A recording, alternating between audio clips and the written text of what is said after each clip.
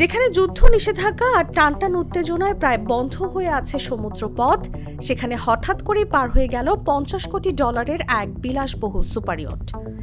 প্রশ্ন উঠছে, কিভাবে অবরুদ্ধ হরমুজ প্রণালী অতিক্রম করল রাশিয়ার এই রহস্যময় প্রমোত্তরী? যুক্তরাষ্ট্রের নিষেধাজ্ঞার আওতায় থাকা রুশ ধনকুবের অ্যালেক্সি মর্ডাশভের সঙ্গে সংশ্লিষ্ট একটি বিশাল সুপারইয়ট নর্থ হরমুজ প্রণালী পার হয়েছে।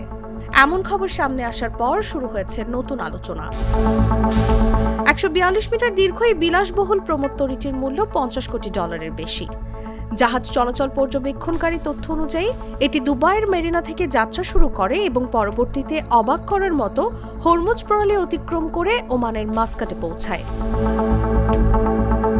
সবচেয়ে বড় প্রশ্ন হলো, যেখানে গুরুত্বপূর্ণ জলপথে চলাচল সীমিত ও কড়াকড়ি, সেখানে কিভাবে এই ইয়টটি পার হলো? বিশেষ করে এমন এক সময় যখন যুক্তরাষ্ট্র ও ইরানের উত্তেজনায় এই প্রণালী কার্যত নিয়ন্ত্রিত এবং প্রতিদিনের জাহাজ চলাচল ব্যাপকভাবে কমে গেছে। হরমুজ প্রণালী বিশ্বের অন্যতম গুরুত্বপূর্ণ সামুদ্রিক রুট, যেখানে বৈশ্বিক তেলের বড় একটি অংশ পরিবাহিত হয়। ফলে এই পথ নিয়ে যে কোনো অস্বাভাবিক চলাচলই আন্তর্জাতিকভাবে নজর কাড়ে।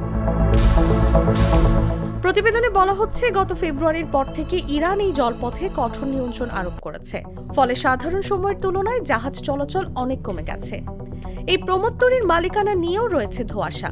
যদিও আনুষ্ঠানিকভাবে এটি মর্ডাশভের নামে নয়, বিভিন্ন কর্পোরেট নথি অনুযায়ী তার পরিবারের সংশ্লিষ্ট প্রতিষ্ঠানের সঙ্গে এর সম্পর্ক রয়েছে। মর্ডাশভ নিজে রাশিয়ার অন্যতম প্রভাবশালী শিল্পপতি। ইউক্রেন যুদ্ধের পর যুক্তরাষ্ট্র ও ইউরোপীয় ইউনিয়নের নিষেধাজ্ঞার তালিকায় তার নামও রয়েছে। এদিকে নর্ড শুধু একটি প্রমোত্তরী নয়, এর ভেতরে রয়েছে 20টি বিলাসবহুল কক্ষ, সুইমিং পুল, হেলিপ্যাড এবং এমনকি একটি ছোট সাবমেরিনও।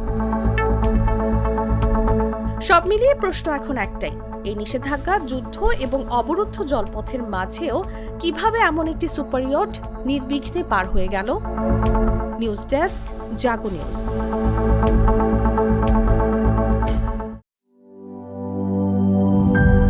গ্লিটারের টুইন লেমন ও অ্যান্টিব্যাকটেরিয়াল ফর্মুলা বাসনকে চকচকে জীবাণুমুক্ত করে আমাদের দেয় গ্লিটার গ্যারান্টি।